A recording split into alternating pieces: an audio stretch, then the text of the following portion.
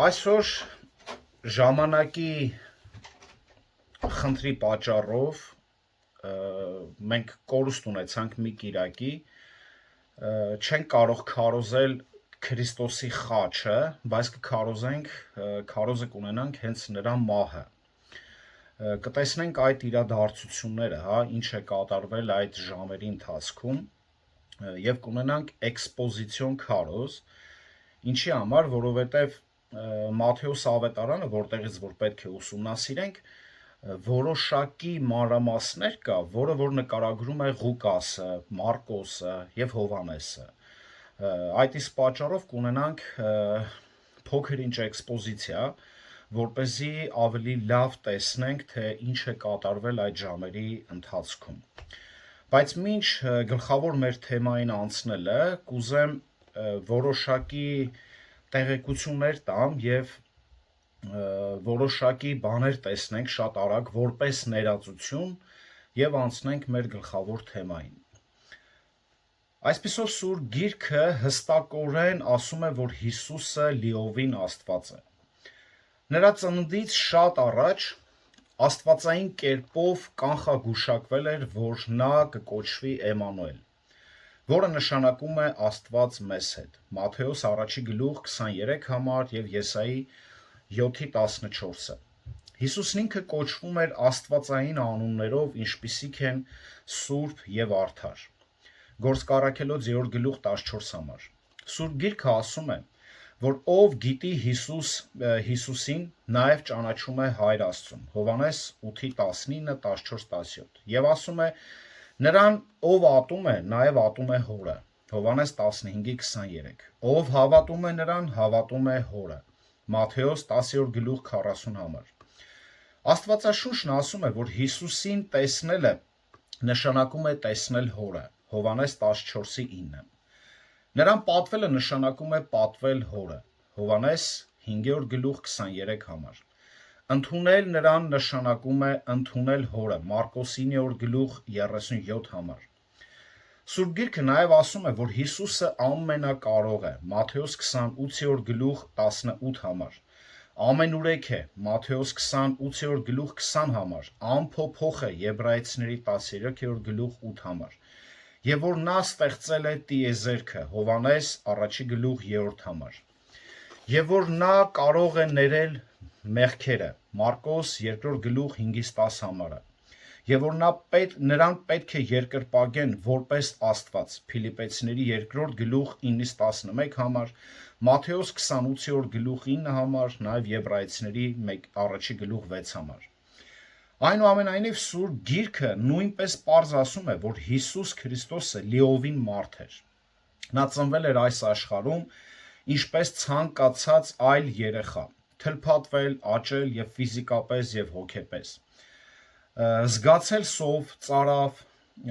ցավ, հոգնածություն եւ հանձնվել էր մահվան։ Հին կտակարանը մանրամասը նկարագրում է փրկիչ թագավորի հենց գալուստը։ Հին կտակարանի բազմաթիվ այլ մարգարեություններ կանխագուշակվում էր, որ նրա մայրը գերբնական կերպով հղիացավ, Եսայի 7:14 համար, եւ կծնվի Բեթղեհեմում, Միքիա 5:2 համար, որ նա կլիներ Աբրահամի եւ Դավթի սերունդը, Ծննդոց 9:26 համար եւ 22:18 համար, որ նա կլինի Հուդայի ցեղից, Ծննդոց 49:10, եւ որ նա հրաշքներ կանի Եսայի 35:5-6 համար, եւ նա մահ է կրելու իշխանություններից, Սաղմոս 2:1-2 համարները, նա կլքվի Աստծո կողմից, Սաղմոս 22:2 համարը, ընկերոջ կողմից դավաճանվելու է 30 արծաթի դիմաց, Զաքարիա 11:12 համարը, եւ նրանք կթքեն նրա վրա, Եսայի 50:6 համարը, եւ նա հարություն կառնի երրորդ օրը, Ովսե 6:2 համար, նրա մարմինը չի տեսնի ապականություն, Սաղմոս 16:10 համար, եւ նա կհաղթի մահին, Եսայի 25:8։ Այսպիսով այս համարների ամբողջ փաթեթը, որը որ ես դեռ շատ փոքր մասն եմ, ցույց տալիս, թեպետ բազմաթիվ են, այս բոլորը հենց խոսում էր Քրիստոսի մասին։ Եվ Սուրբ Գիրքը հաստատում է, որ Հիսուս Քրիստոսը կատարյալ Սուրբ է։ Նա սիրում է իր երկնային Հորը կատարելապես եւ այն աշխարհը, որը նա հենց ստեղծել է, եւ եկավ փրկելու, եւ որ նա լիովին ներում է մեղքերը եւ ողորմում է նրանց, ովքեր գալիս են նրա մոտ։ Նա լիովին կարեկցող է եւ հավատարիմ։ Սա թե հին, թե նոր կտակարանների հիմնական թեման է։ Եվ անկախ նրանից մարդիկ ընդունում են դա թե ոչ, նա ամենաազդեցիկն է մարդկության պատմության մեջ, ով որոշում է յուրաքանչյուր մարդու ճակատագիրը։ Հենց այս ճակատագրական հարցի վրա է Մատթեոսը կենտրոնացնում իր ուշադրությունը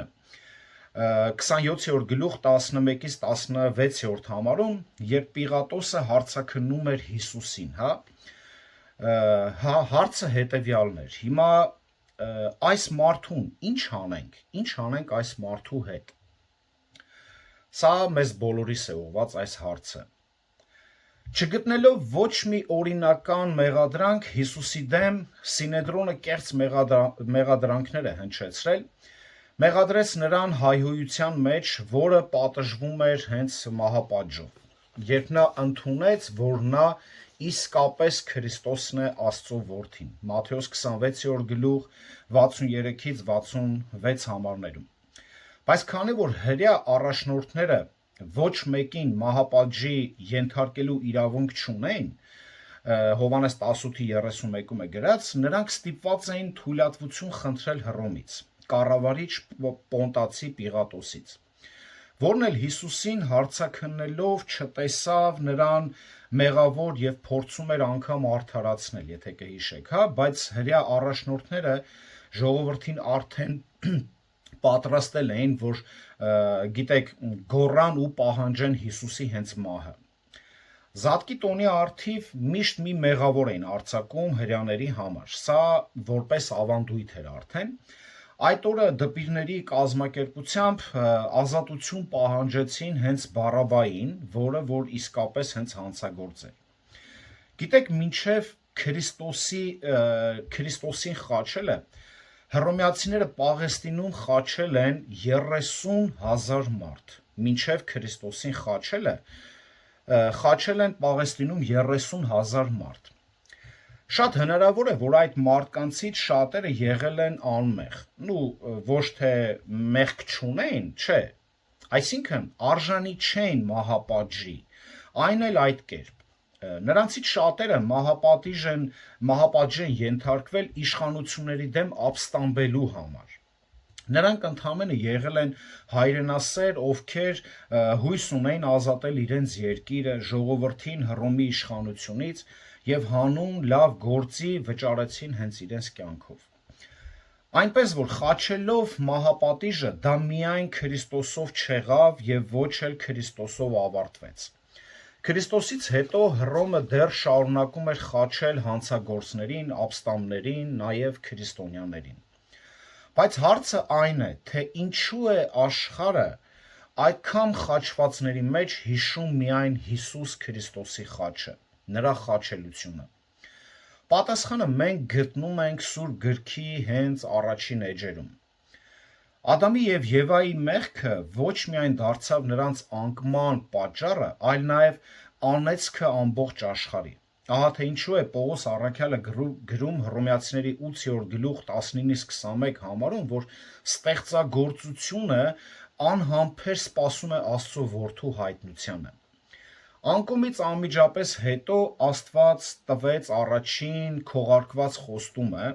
որը կազատի մեղքից, որ անեծք էր դարձել մարդկության համար, նաև ամբողջ աշխարհի, Ծննդոց 3-րդ գլուխ 15 համար։ Գիտեք, որ երեխայի սեռը կախված է հորից։ Եվայի սերմը դարձավ կուսության կանխատեսումը Քրիստոսի ծննդի, ով չուներ երկնային հայր եւ ում սատանան ժամանակավորապես խայթելու էր գարշապարը, բայց կույսից ծնվածը մեկընդմիշտ ջախջախելու էր նրա գլուխը։ Մովսեսի օրենքում զոհաբերությունը հաստատելով կենդանիների արյունը թափվելու դեպքում Աստված իր ժողովրդին ցույց տվեց արյան անհրաժեշտությունը մեղքերի թողության համար։ Բայց կենդանիների արյունը նույնիսկ չհաջողվեց հեռացնել ամենափոքր մեղքը, եւ Իսրայելը ողջ պատմության ընթացքում անընդհատ զոհաբերություններ պետք է աներ։ Բայց անկախ նրանից, թե որքան անկատար էին այս զոհաբերությունները, այնուամենայնիվ նրանք մատնանշում էին ճշմարիտ զոհին, զոհ, որը բավարար է բոլորի մեղքերի համար։ Այս զոհաբերությունը Քրիստոսն էր, ով իր արյունը թափեց խաչի վրա։ Այդ 30,000 խաչվածներից միայն մեկն էր, որ մահացավ ողջ աշխարհի մեղքերի համար։ Եսայի մարգարեն մարգարեացել էր, որ գալու է Մեսիան։ Եկեք կարդանք Եսայի 53-րդ գլուխը, 53-րդ գլուխ 5-րդ համարը։ Կներեք։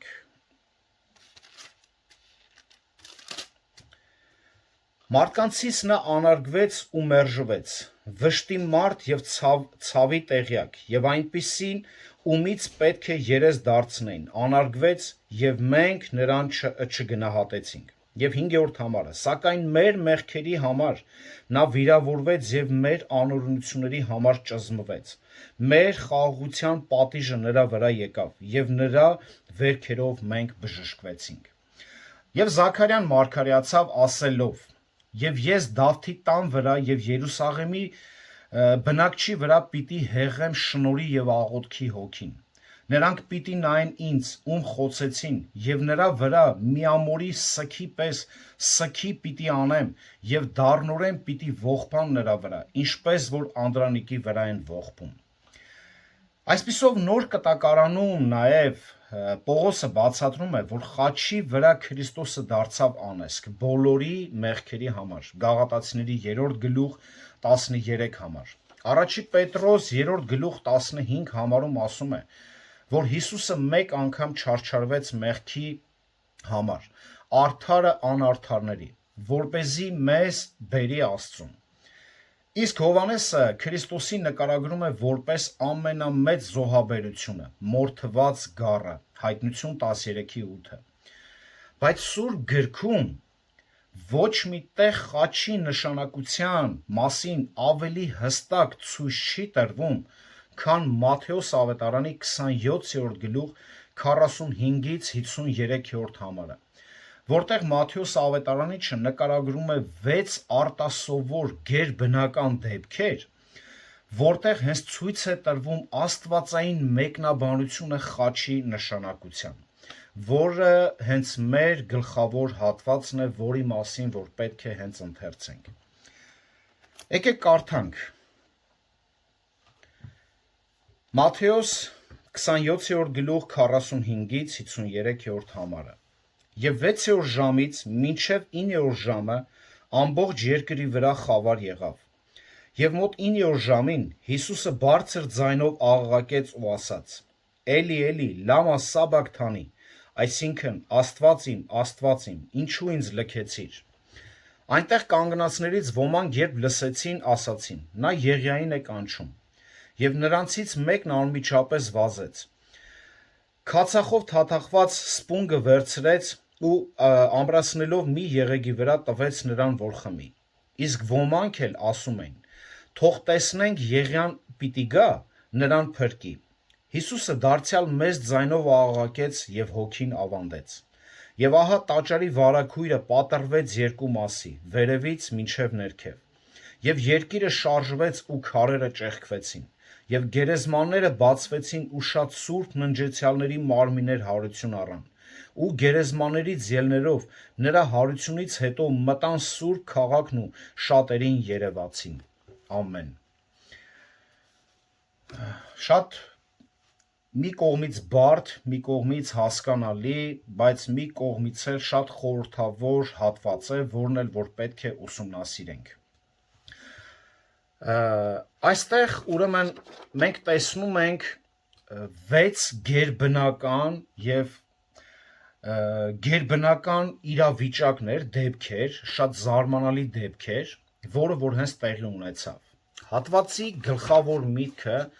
կխնդրեմ ուշադիր լինեք։ Հիսուսը իր մահով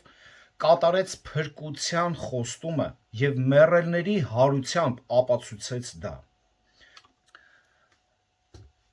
Տեսեք, առաջին գերբնական խավարն ենք տեսնում 45 հենց համարում։ Երբ մանուկ Հիսուսը ծնվեց, հիշում եք, Բեթխեհեմի գիշերային երկինքը լուսավորվեց։ Փայլեց գերբնական լույսով եւ Տիրոջ փառքը փայլեց հենց հովների շուրջը, այդ մութ դաշտի մեջ։ Գիշերը լուսավորվեց, իսկ հիմա ցերեկը խավարում է։ Հովհաննեսը Հիսուս Քրիստոսին անվանում է մարդկանց լույս եւ ճշմարիտ լույս, որը լուսավորում է յուրաքանչյուր մարդու, ով գալիս է աշխարհին։ Հովհաննես 1:4 համար։ Հիսուսն ինքն իրեն անվանեց աշխարհի լույսը, հիշում եք Հովհաննես 8:18 համար։ Բայց առաջին նշանը, որ ուղեկցում էր Հիսուսին դեպի մահը, դա փառավոր լույսը չէր, այլ սարսափելի հենց խավարն էր։ Իսրայելում ուրեմն 6-րդ ժամին արևը հասնում է իր գագաթնակետին եւ լավ լուսավորում է, եւ մինչեւ օրս այդպես է։ Իմ քեռին միջալոց ապրում է հենց Իսրայելում, ես իրեն հենց 2 օր առաջ խոսում էի, հենց նա էլ փաստեց, ասում է, հա, մեր մոտ այդ ժամը 6-ին շատ լուսավոր է։ Բայց այդ օրը 6-րդ ժամից մինչև 9-րդ ժամը ամբողջ տարածաշրջանով խավար եղավ։ 3 ժամ։ Հիսուս Քրիստոսի խաչելությունը սկսվեց ժամը 3-ին, գրում է Մարկոսը 15:25 համարում։ Երբ խավարը ընկավ, նա արդեն 3 ժամ խաչի վրա էր։ Այս առաջին 3 ժամերի ընթացքում այդ ցավերի մեջ Հիսուսը ասաց. Հայր, ների՛ր նրանց, նրանք չեն հասկանում, թե ինչ են անում։ Ղուկաս 23:24 համար։ Քիչ անց նա ասաց զղջացող ավազակին, նրա կողքի խաչվածին. ճշմարիտ եմ ասում քեզ, այսօր դու ինձ հետ կլինես դրախտում, 23:43 համարում։ Եւ դրանից անմիջապես հետո ցույց տալով նրա մորը Հովհաննեսին, նա ասաց. Կին, ահա քո որդին, եւ Հովհաննեսին ասաց, ահա քո մայրը, Հովհաննես 19:26-27 համարում։ Կեսօրից հետո հաջորդ 3 ժամվա սկզբին մեծ խավարը պատել էր ամբողջ երկիրը։ Ուրեմն հուներեն գե հենց բառը, երկիր բառը, կարող է նշանակել նաև ամբողջ աշխարհը։ Այս եկած խավարը նկարագրելու համար Ղուկասը օգտագործում է էկլեյպո բառը, որը բառացի նշանակում էր դադարել, գոյություն ունենալ։ Այսինքն ստեղծագործությունը կարծես կանգ էր առել, այդ պահին կարծես կանգ էր առել։ Սա այն խավարը չէր, որ արևը լուսնի հետ հանդիպում են իրար, սա Աստծո գերբնական միջամտությունն էր։ Ոչ ավետարաններում, ոչ էլ Սուրբ գրքի այլ վայրերում այս խավարի իմաստը չի բացատրվում։ Բայց շատ ուրեմն ռաբիներ սովորեցնում են, որ խավարի ժամանակ Աստված մի հատուկ եւ սարսափելի մեղքով պատժեց աշխարհը։ Որոշ մեկնաբաններ կարծում են, որ Աստված խավար է ուղարկել երկրի վրա, թաքցնելով Քրիստոսի հենց տառապանքը։ Մյուսները կարծում են, որ դա դրսևորում էր հոր աստվածային կարեկցությամբ եւ տրվեց Քրիստոսի մերկությունը ծածկելու համար, նրա որդու ամոթը ծածկելու համար։ Բայց Սուրբ գրքում նաև նկարագրված բազմաթիվ ուսմունքների եւ իրադարձությունների լույսի ներքո թվում է, որ խաչելության ժամանակ խավարն իսկապես աստվածային դատաստանի նշան էր։ Օրինակ, երբ Աստված ուզում էր պատժել Իսրայելին, այսպես է գրում։ Եկեք կարդամ ձեզ Եսայի մարգարեությունից 5-րդ գլուխ 30-րդ համարը։ 5-րդ գլուխ 30-րդ համարը։ Եվ այդ օրը մոլեգնած ծովի ձայնի պես պիտի որոտան նրանց դեմ, եւ եթե մեկը դեպի երկիր նայի, ահա խավար ու վիշտ, լույսը խավարել է նրա երկնքի վրա։ Նաեւ 13-րդ գլուխ կարդանք 10-ից 11 համարները։ որովհետև երկնքի աստղերն ու համաստեղություններն իրենց լույսը չեն տալու, արեգակը դուրս գալիս խավարելու է և լուսինն իր լույսը չի փայլեցնելու։ Եվ ես պիտի պատժեմ աշխարհը իրենց չարության համար և ամբարիշտներին իրենց անօրենությունների համար, դադարեցնելու եմ հպարտների ամբարտավանությունը և բռնավորների գոռոզությունը ցած եմ բերելու։ Այստեղ նորից տեսնում ենք այս խավարը։ Հովել մարգարեն խոսելով նաև Տիրոջ օրվա մասին գրել է, որ գալիս է թանձր ամպի նման այս խավարը, օրը։ Հովել 2-րդ գլուխ 2-րդ համար։ Նաև Սափոնյա մարգարեն է գրում առաջի գլուխ 14-ից 15 համարներում, այսպես է գրում. մոտ է Տիրոջ մեծ օրը, մոտ է և շատ շուտով կգա, ահա Տիրոջ օրվա ձայնը, հզոր մարդը դառնապես լաց կլինի, բարկության օր է այն օրը, նեղություն և տառապանքի օր, կործանման և ավերման օր, խավարի ու մեգի օր, ամպի ու մառախուղի օր է։ Հին կտակարանի այս և շատ այլ հատվածներում դատաստանը ուղղակիորեն կապված է խավարի հետ և նույն կապը Աստծո դատաստանի հետ, և խավարը մենք գտնում ենք նաև Նոր կտակարանում։ Պետրոս առաքյալը իր երկրորդ նամակում 2-րդ գլուխ 4 համարում այսպես է գրում. քանի որ եթե Աստված մեղանչած հրեշտակներին անգամ չխնայեց, այլ դժոխք նետեց, որտեղ խավարի կապանքներով պահվում են դատաստանի համար։ Օգտագործելով նման բառապաշար Հուդան է ասում, որ Աստված այս հրեշտակներին պահում է հավիտենական շղթաներով խավարի տակ մեծ օրվա համար, Հուդա 6-րդ համարը։ Հիսուսն ինքը հաճախ խոսում էր այդ մասին աստվածային դատաստանը նկարագրելով այն որպես արտաքին խավար, որտեղ կա լաց և ատամների կրճտոց, Մատթեոս 8-րդ գլուխ, 22-րդ գլուխ և այլն։ Այսպիսով խաչը դարձավ Աստծո սարսափելի դատաստանի վայրը, որտեղ ամբողջ աշխարհի մեղքը դրվեց Աստծո անմեղ կատարյալ որդու վրա։ Ահա թե ինչու է Աստված ուղարկել այս մեծ գերբնական խավարը, որի մեջ արտահայտվեց իր վերաբերմունքը մեղքի նկատմամբ դատապարտելով այն։ Սա Աստծո բարկությունն էր ամբողջ աշխարհի վրա։ Խավարը հենց ցույց է տալիս, որ աշխարհում բոլորն են մեղավոր, որն էլ կրում էր իր որդին հենց խաչի վրա։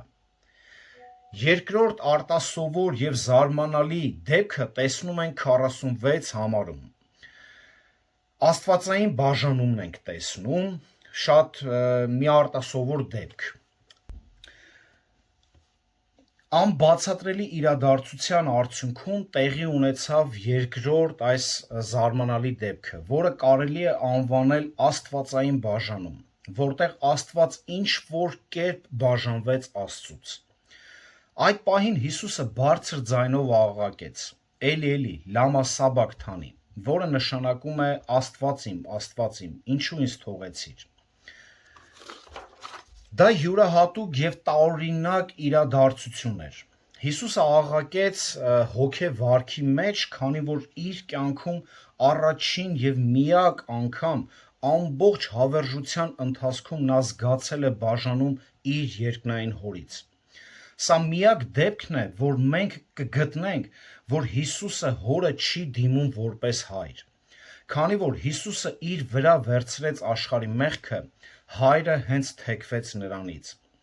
Այս առեղծվածն այնքան մեծ և անհասկանալի է, որ ասում են Մարտին Լյութերը երկար ժամանակ մեկուսացել է փորձելով հասկանալ այս դեպքը, բայց ի վերջո նա վերադառնում է մենությունից նույն շփոթության մեջ, որի համար որ առանձնացել էր։ Ինչ-որ կերպ աստվածային ամենազորությամբ և գերիշխանությամբ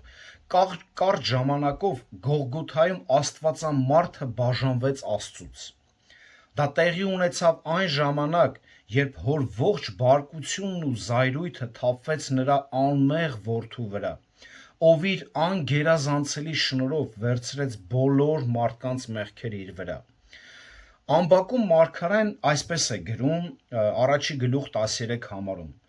«Դու ում աչքերը մաքուր են չարություն տեսնելուց եւ անիրավությունը չես կարող դու նայել։ Երբ Հիսուսը խաչի վրա էր, Աստված երեսը թեքեց որդուց, որովհետև չէր կարող նայել մեղքին, կամ գուցե այն պատճառով, որ մեղքը իր որդու վրա էր դրված։ Հիսուսը բարձր ձայնով աղաղակեց, քանի որ Հայր Աստված ամբողջովին լքեց նրան։ Հայրը թողեց որդուն, քանի որ որդին վերցրեց իր վրա հենց մեր մեղքերը, մեր անօրենությունները, ինչպես ասաց Եսայի 53:5 համարը։ Հիսուսը մատնվեց հանցանքների համար, մեր հանցանքների, Հռոմեացիների 4:25 համար, եւ մեռավ մեր մեղքերի համար ըստ Սուրբ գրքի, 1 Կորինթացիների 15:3-ը։ Աստված չգիտեր մեղքը, բայց իր որդուն դարձրեց մեղավոր, որ մենք արդարանանք, ասում է 2 Կորինթացիների 5:21 համարը, եւ Հիսուսը դարձավ անեծք մեզ համար, Գաղատացիների 3:13 համար։ Նա ինքը մեր մեղքերը կրեց իր մարմնով խաչափայտի վրա, 1 Պետրոս 3:24 համար։ Մի անգամ չարչարվեց մեր մեղքերի համար, արդարը անարդարների համար, 1 Պետրոս 3:18 համար, եւ դարձավ մեր մեղքերի քավությունը, 1 Հովհաննես 4:10 համար։ Այսպիսով Հիսուսը ոչ միայն կրեց մարդու մեղքը, այլ իրականում ինքը դարձավ մարդու փոխարեն մեղք դարձավ, մեղավոր չէ, որպեսզի նրանք, ովքեր հավատում էին նրան, կարողանան փրկվել սեփական մեղքերի պատժից։ Հիսուսը եկավ մարդկանց պատմելու Աստծո մասին ամեն ինչ կատարյալ կերպով եւ ցույց տալու նրանց կատարյալ ճանապարհը, Աստծո սրբության եւ արդարության չափանիշները։ Աստծո սրբության եւ արդարության չափանիշները։ Եվ ինչպես Տերն ասաց, նա չէր եկել միայն պատմելու կամ ցույց տալու համար, այլ ասաց, եկեք կարդանք Մատթեոս 20:28 համարը։ Ինչպես մարդու որդին չեկավ ծառայություն ընդունելու, այլ ծառայելու եւ իր կյանքը շատերի համար որպես փրկագին տալու։ Ահա թե ինչու համար էր Քրիստոսը եկել։ Երբ Հայրը թողեց Քրիստոսին, սա չի նշանակում, որ Հիսուսը դադարեց լինել կատարյալ մարդ կամ կատարյալ Աստված, կամ էլ Սուրբ Երրորդության անձերից մեկը։ Ոչ, բայց Հիսուսը կորցրեց իր սերտ հարաբերությունները նրա հետ, սիրելի շփումը իր երկնային Հոր հետ։ Սխալ չհասկանաք, բայց արդեն իսկ մարմնավորման մեջ, երբ որ Քրիստոսը մարմնում էր հայտնվել, մասնակի արդեն բաժանում ուներ Հոր հետ։ Քանի որ Հիսուսը թողեց իր աստվածային փառքը եւ անմիջապես հաղորդակցությունը Հոր հետ, հրաժարվելով իր համար այս աստվածային արտոնություններից, ինչպես Փիլիպպեցիների 2:6-7 համարներում է ասում, որ Աստծո կերպարանքն ունենալով Աստծուն հավասար լինելը հափշտակություն չհամարեց, այլ իր անձն ունայնացրեց ծառայի կերպարանք առնելով մարդկանց նման եղավ։ Հիշում եք, ինչպես աղոթեց Հիսուսը նաև Հովհաննես 17:15 համարում։ Եկեք կարդանք Հովհաննես 17:15 համարում։ Եվ հիմա ով Հայր, քեզանով փառավորիր ինձ այն փառքով, որ ես ունեի քեզ հետ աշխարհը լինելուց առաջ։ Եվ հենց այստեղ ենք տեսում, որ նաև իր մարմնացման մեջ փոքր ինչ կարծես թե արդեն բաժանում կար իր եւ Հոր միջև, բայց ոչ այն աստիճանի, որը որ տեսնում ենք խաչի վրա։ Խաչի վրա նրա բաժանումը Հորից ավելի խորը ցածրացում էր նրա համար, քան որ նա թողել էր իր փառքը եւ մարմնի մեջ էր հայտնվել 33 տարի։ Ինչպես արդեն ասացի, այս բաժանման առեղծվածը նույնիսկ ամենալավ եւ հայտնի աստվածաբանները չեն կարողացել բավարար մեկնաբանություն տալ, թե ինչպես է այս process-ը կատարվել, ինչպես եղավ այս սա, չեն կարողացել, որի մեջ մենք էլ չենք ուզում շատ խորանանք։ Ուրեմն նաև կարդացել եմ շատ մեկնաբանների աստվածաբաների մեկնաբանություններ, նույնպես կարծես թե շատերը չեն ուզում մեկնաբանել մանրամասն։ Բայց Աստված մեզ հայտնեց գլխավորը այս ճշմարտության մեջ։ Նրա հոգու օգնությամբ, ով մեզ լուսավորում է, եւ մենք ընդունել եւ հասկացել ենք այն մեր հնարավորությունների սահմաններում։ Սուրբ գրքում ոչ մի տեղ այդքան հստակ չենք կարող տեսնել եւ զգալ Հիսուս Քրիստոսի զոհաբերական մահը եւ նրա ապրած տառապանքը իր հորից բաժանվելուց, ինչպես խաչի վրա մեղքի համար հենց նրա տառապանքը։ Սուրբ գրքում ոչ մի տեղ այդքան տառապելուց չենք տեսնում Հիսուսին, որքան այս պահը։ Գողգոթայի ճանապարհին, երբ Հիսուսը խաչը ուսերին տանում էր, սա մեծ չարչարանք էր, գիտեք, ծեծված, հալածված, սոված, մերկ, ինչ էր անում, այդ պահին կանայք լաց էին լինում Հիսուսի վրա, բայց այդ պահին անգամ Հիսուսը ասաց. Երուսաղեմի աղջիկներ, ին վրա մի լացեք, այլ լացեք ձեր եւ ձեր որդիների վրա։ Կամ ինչպես արդեն կարդացինք, նա ասաց հորը, հայր ներիր նրանց, նրանք չեն հասկանում, թե ինչ են անում։ Նրա կողքի խաչվածին, այսօր ինձ հետ կլինես երկնքում, Հովանեսին ահա քո մայրը, մոր ասաց ահա քո որդին։ Եվ այս ամենը ցավերի մեջ, բայց 46 համարում նկարագրված բարձր ձայնով այս աղաղակը ցույց է տալիս նրա աննկարագրելի տառապանքը հոր եւ որդու այս բաժանման պահը։ Նույնիսկ փշե պսակը գլխի մեջ խրելը նրան այդքան չցավացրեց, քան իմ եւ քո մեղքերի համար խաչի վրա հոր եւ որդու այս բաժանումը։ Բայց այս ցավալի պահին ոմանք կանգնած ասում էին. Եղիային է կանչում։ Մարկոս 15-րդ գլուխ 34 համարում ամբողջ այս ողջը գրված է արամերենով, այս բանը ողբը կներեք, գրված է արամերենով, էլի լամա սաբակթանի։ Հավանաբար այդ պատճառով չհասկացան, թե ինչ է ասում Հիսուսը։ 48-րդ համարում կարճ է գրված, բայց Հովանեսը լրացնում է։ Հովանես 19-րդ գլուխ 28 համարում այսպես է գրված, այս պահի շարունակությունը, 19-րդ գլուխ 28 համարը։ Սրանից հետո Հիսուսն իմանալով, որ ամեն բան արդեն լրացել է, որպեսզի գրվածը կատարվի, ասաց ծարավ եմ։ Հովանեսը հստակ ասում է 29-րդ համարում, որ դա հենց այս պահն էր, եւ քացախով լի մի աման կար, եւ նրանք սպունգը քացախով լցրին եւ զոպայի վրա դրած նրա բերանին մոտեցրին։ Հիշում եք, սա հենց այս պահն էր։ Ուրեմն այդ պահին նրանցից մեկը անմիջապես վազեց, վերցրեց սպունգը, լցրեց քացախով եւ դնելով եղեգի վրա տվեց նրան խմելու։ Նրանցից մեկը, ով վազեց Հիսուսին օգնելու, հավանաբար հռոմեական ինչ-որ զինվոր պահակ էր։ Հիսուսը ծարավը ժամանակավորապես հագեցնելու համար էր։ Քացախը նշանակում է, գիտեք ինչ,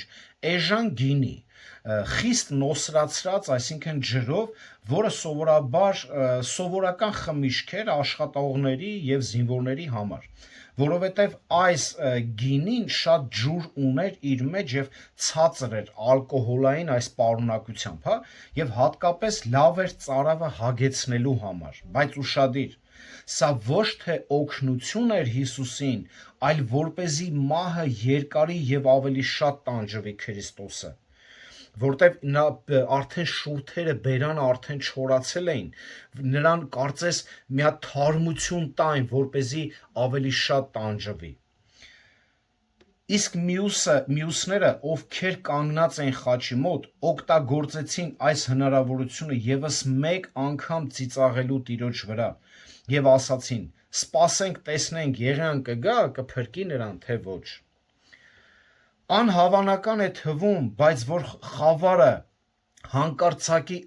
ընկավ օրը ցերեկով, չտագնապեց այս անսուրբ ամբոխին։ Նրանք այնքան էին լցված, Հիսուսի հանդեպ արհամարանքով, որ նույնիսկ այսպիսի կարևոր երևույթը, որ խավար է ցերեկով, էսի չէ կատարվում,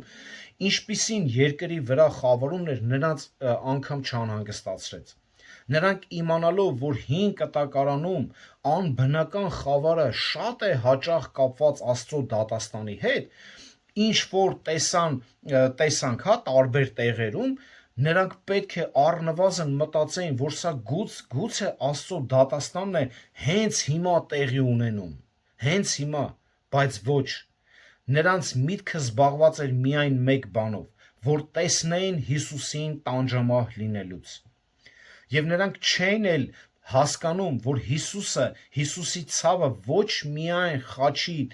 գանված լինելն էր, այլ հոր լքելը որդուն։ Երրորդ ուրեմն արտասովոր դեպքը տեսնում ենք 50 համարում, եկեք կարդանք։ Հիսուսը դարձյալ մեծ ձայնով աղաղակեց եւ հոգին ավանդեց։ Քերականությանը ուշադրություն դարձրեք, մեծ ձայնով աղաղակեց ու հոգին ավանդեց։ Այստեղ տեսնում ենք անշահախնդիր մահը Քրիստոսի։ Խաչի վրա երրորդ ուրեմն այս հրաշքը, այս արտասովոր դեպքը Քրիստոսի անձուրած մահն էր, որդու կամավոր զոհաբերությունը, ով ենթարկելով իր հոր կամքին իրեն տվեց աշխարհի մեղքերի համար։ Այն, որ Հիսուսը կրկին բարձր ձայնով աղաղակեց, խոսում է նրա զգալի ֆիզիկական ուժի մասին,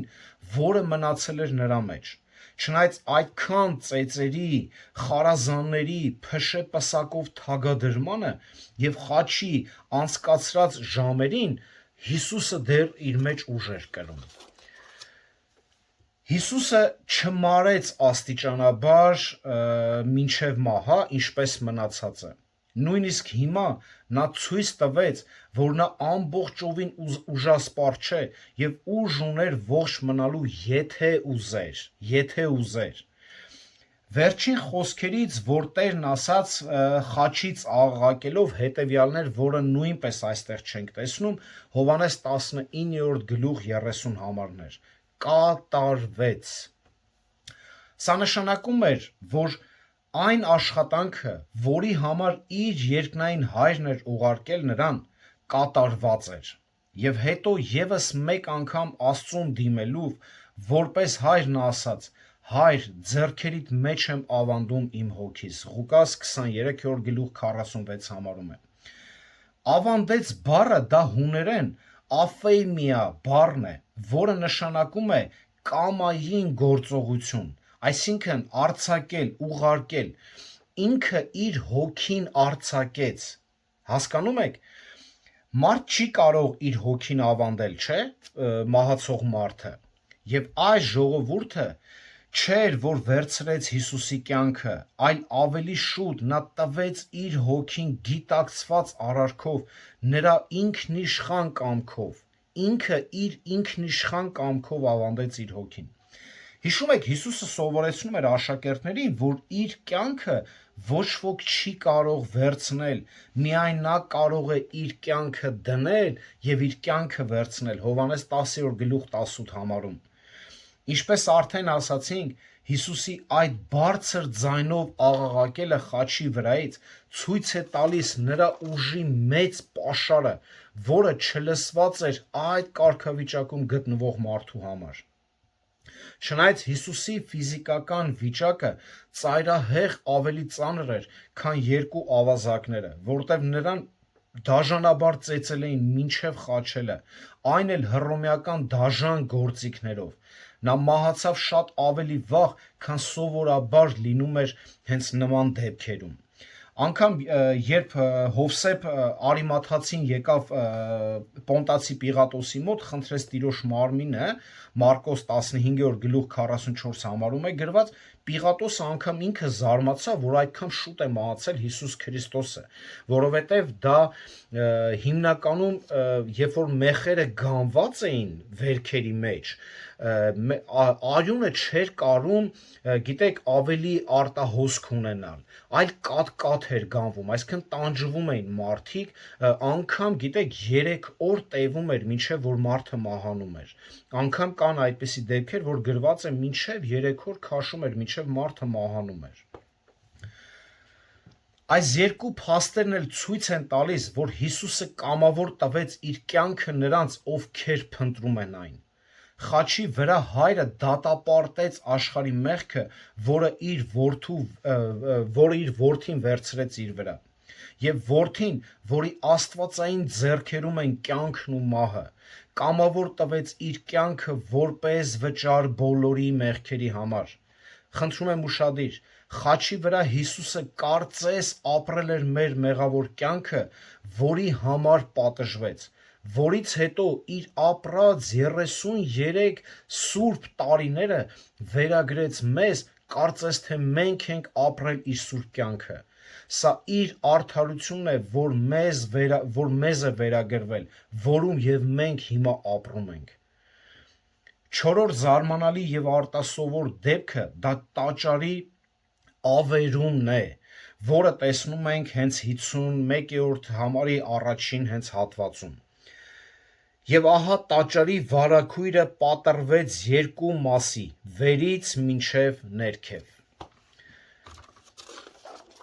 Հուներեն նաոս բառը, տաճար բառը, չի նշանակում ամբողջ տաճարը ավերվեց, այլ միայն ներքին սրբավայրը, սրբության սրբոցը, որտեղ բնակվում էր Աստված, նրա խորհրդանշական ներկայության հենց վայրն էր։ Հսկայական այս հյուսված վարագույրը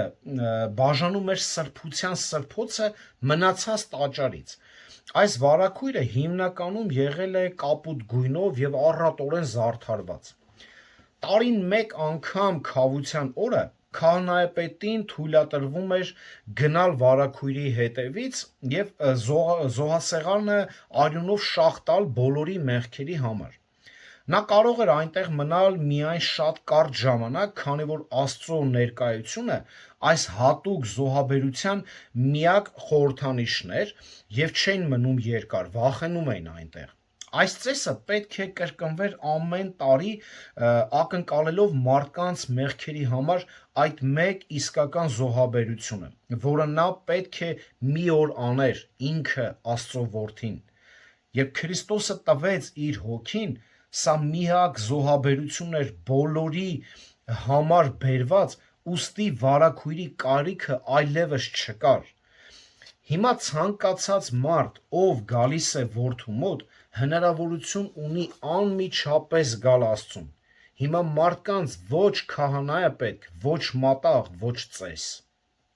Ահա թե ինչու տաճարի վարագույրը երկու մասի պատռվեց վերից ներքև։ Այս հրաշքը կատարվեց Աստծո կողմից, քանի որ այժմ նրանց համար, ովքեր հավատում են որդուն որպես Տեր եւ Փրկիչ, մեղքը, որ պարփակում էր, հեռացվել է արդեն մեկընդմիշտ։ Տաճարի վարագույրը պատռելով Աստված ըստ էության ասաց. Իմ որդու մահով Հիսուս Քրիստոսին հավատալով այժմ բաց մուտք ունեք դեպի իմ սուրբ ներկայությունը եւ ձեզ միջնորդ պետք չի։ Այո, այս բանը չընդունեց հրյա ազգը եւ չհասկացավ նաեւ մեր առաքելական եկեղեցին մինչ օրս եւ չի ընդունում եւ ուզում է Քրիստոսի դերը ստանձնել։ Ուզում է մարդկանց եւ Աստծո միջև միջնորդի դեր խաղալ։ Սա նշանակում է, որ կարծես Քրիստոսի արած գործը բավարար չէ եւ ուզում են միջնորդի դեր տանել, որն էլ դատապարտության արժանի է։ Նաեւ այսօր հենց կան շատ քարոզիչներ, որոնք իրենց նույն դերում են հենց պատկերացնում, ուզում են մարդկանց եւ Աստծո միջև միջնորդ դառնան։ Սա է ուշադիր Աստծո պատասխանը 2000 տարի։ Նա վճարեց ամբողջ գինը բոլոր իրեն հավատացողների մեղքերի համար, եւ ես հիմա բացում եմ իմ սուրբ ներկայության մուտքը բոլոր նրանց համար, ովքեր գալիս են նրա անունով, Քրիստոսի անունով։ Եբրայեցիների 4 գլուխը մեզ 16 համարում մեզ հիշեցնում է, եկեք կարդանք։ Եբրայեցիների 4 գլուխ 16 համարը։ Ուրեմն համարձակությամբ մոտենանք շնորհած աթոռին, որպեսզի ողորմություն ընդունենք եւ շնորհ գտնենք կարիքի ժամանակ մեզ օգնելու։ Ուրեմն համարձակությամբ մոտենանք շնորհած աթոռին, շնորհած գահին համարձակությամբ մոտենանք։ Հայր Աստված պատռեց վարագույրը այն ժամանակ, երբ տաճարը լցված էր երկրպագուներով, որոնց մեջ էին ոչ միայն բազմաթիվ քահանաներ, այլև հազարավոր ուխտավորներ, ովքեր եկել էին այդ պահին եւ նշում էին Զատկի տոնը։ Գիտեք, որ այդ պահին հենց Զատիկն էին նշում։ Սա հրյաների համար գերբնական, զարմանալի եւ արտասովոր տեսարան էր։ Զոհաբերության համակարգը եւ քահանաների ծառայությունն այլևս նույնիսկ խորհրդանշական նշանակություն չունեին, քանի որ վարագույրը պատռվել էր երկու մասի, իսկ սրբության սրբոցը բաց էր եւ տեսանելի։ Մինչ այդ չէին կարողանում ժողովուրդը տեսնել, թե ինչ կա այդտեղ, բայց հիմա բաց է եւ տեսանելի։ Միշտ նրանք տարված էին իրենց ծառայությունով, ծեսերով, Հիսուսը մահացավ։ Բայց երբ նա մահացավ, ծեսերը կորցրեցին իրենց նշանակությունն ու զորությունը։ Այդ ամբողջ ծեսերը, որ այդ պահին անում էին տաճարում, կորցրեցին իրենց բոլոր նշանակությունները, իրենց զորությունները, քանի որ այդ պահին հին ուխտը վերացավ, իսկ նոր ուխտը մտավ ուժի մեջ։ Հինգերորդ արտասովոր եւ գերբնական դեպքը հաջորդեց վարագույրի պատռվելուց անմիջապես հետո։ Տեղի ունեցավ երկրաշարժ 51-րդ համարի 2-րդ հատվածում։ Իր որդու մեջ Հայր Աստված ցնցեց Երուսաղեմի երկիրը եւ նրա շրջակայքը, որը հին կտակարանում տեսնում ենք այս երևույթի իմաստը։ Երբ Աստված հայտնվեց Մովսեսին Սինա լեռի վրա, ամբողջ լեռը սաստիկ ցնցվեց։ Ելից 19-րդ գլուխ 18 համար։ Եվ երբ նա հայտնվեց Եղային լեռան վրա, մեծ եւ ուժեղ քամի եղավ, բարձրացավ, որը պատռեց լեռները եւ կտոր արեց ժայռերը։ Եւ քամուց հետո երկրաշարժ եղավ 3-րդ թագավորաց 19-րդ գլուխ 11 համարում։ Դավիթը երկրորդ թագավորաց 22-րդ գլխում երգում է իր հաղթանակի երգը եւ փառաբանում Աստծուն ու ասում է, որ երբ նրանից օգնություն խնդրեցի, երկիրը ցնցվեց եւ դողաց, երկրի հիմքերը շարժվեցին, երբ Տերը բարկացավ 8-րդ համարում։ Եսային խոսում է այն մասին, որ Տերը պատժում է իր ժողովրդին որոտով, երկրաշարժով եւ բարձր ձայնով։ Եսայի 29:6-ը։ Երեմիան պատմում է այն մասին, որ Տերն իր բարկությունը թափում է ազգերի վրա, ցնցելով երկիրը։ Երեմիա 10:10։ Գիտեք, որ մինչև անկումը երկրի վրա երկրաշարժներ չեն եղել։ Եվ պատճառը ի՞նչն էր։ Պատճառը, որ Աստված ամեն բան կատարյալ էր ստեղծել։ Ադամը եւ Եվան կատարյալ ապրում էին Աստծո ներկայության մեջ։ Բայց երբ նրանք մեղք գործեցին, ոչ միայն նրանք, այլև ամբողջ ստեղծագործությունը, անիծվեց նաև եւ բաժանվեց Աստծուց։ Այդ ժամանակից ի վեր երկիրը ցնցում է թե բառացի, թե փոխաբերական իմաստով, ինչպես նաև սատանայի կործանարար ազդեցությամբ, այնպես էլ Աստծո պատիժներից։ Կգա մի օր, երբ Տերը կստեղծի նոր երկինք ու նոր երկիր։ Սատանայի եւ անհավատներին կրակել լիճը գցելուց հետո։ Խոսելով անհավատների նկատմամբ Աստծո դատաստանի մասին, Եբրայեցիների հեղինակը այսպես է գրում։ Կարդանք Եբրայեցիների նամակից, Եբրայեցիների 12-րդ գլուխ 26-27 համարներում, որի ձայնը այն ժամանակ երկիրը շարժեց, իսկ հիմա խոստացել է ասելով. մեկ անգամ եւս պիտի շարժեմ եւ ոչ միայն երկիրը, այլ նաեւ երկինքը։ Այս մեկ անգամ եւս ցույց է տալիս, թե շարժվող բաները պիտի հեռացվեն, այսինքն արարված բաները, որպեսզի այն բաները, որոնք անսանելի են, մնան։ Այսպիսով խաչի վրա Հիսուսը իրավունք է վաստակել նաև հոր ձեռքից ստանալ երկիրի գործը ամբողջ, Հայտնություն 9-րդ գլուխ 5-10 համարում է ասում։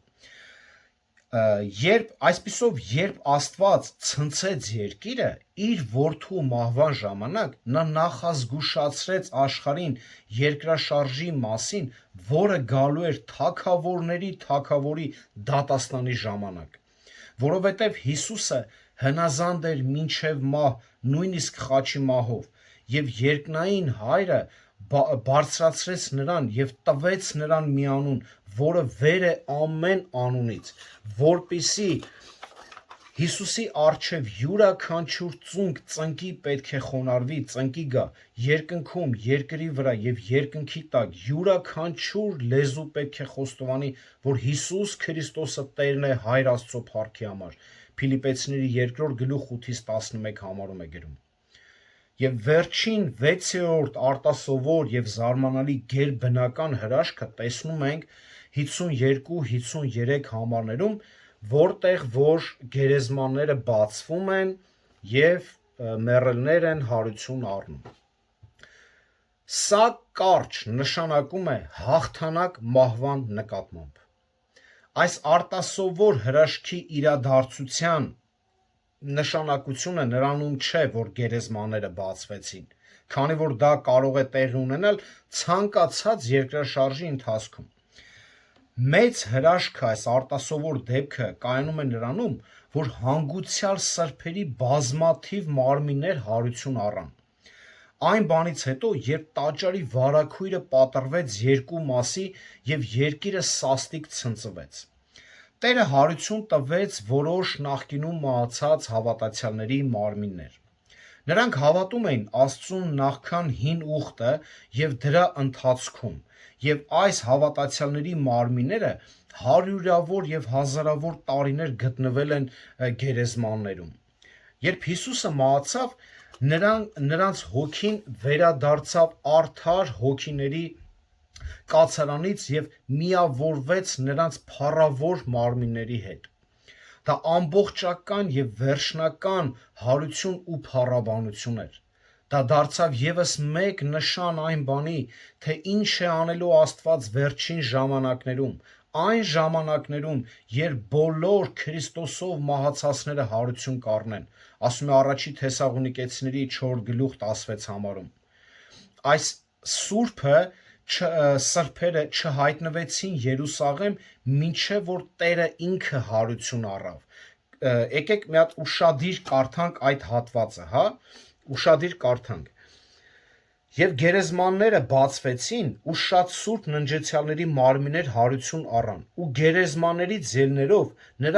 նրա հարությունից հետո մտան սուրբ քաղաքն ու շատերին երևացին։ Նրա հարությունից հետո։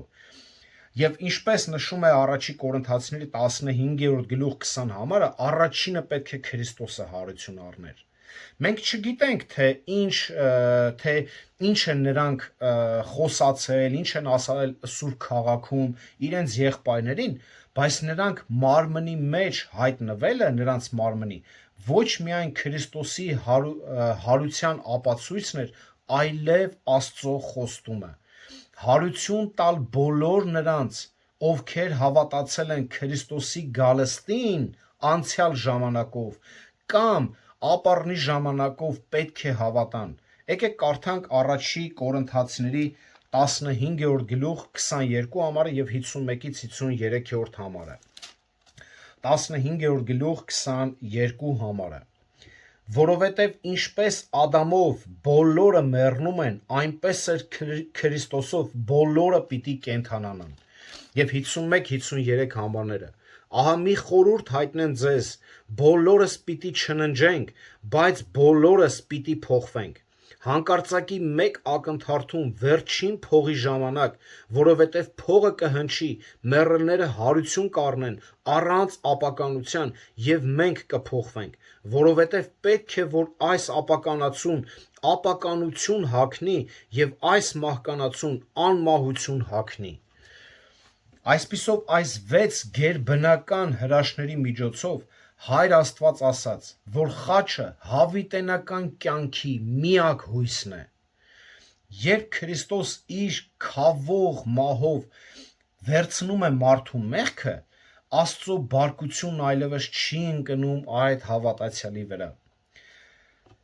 Հավատացյալն ազատվում է մահից եւ պատժից, որովհետեւ Տերը չարչարվեց նրա համար եւ իր կյանքը տվեց նրանց համար,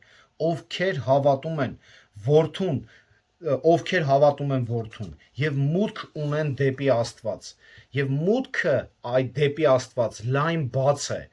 եւ նրանք կարող են վստահ լինել, որ կապրեն նրա մեջ հավիտենական եւ անխորտակելի թագավորությունում, հագած հավիտենական եւ անապական մարմիններ։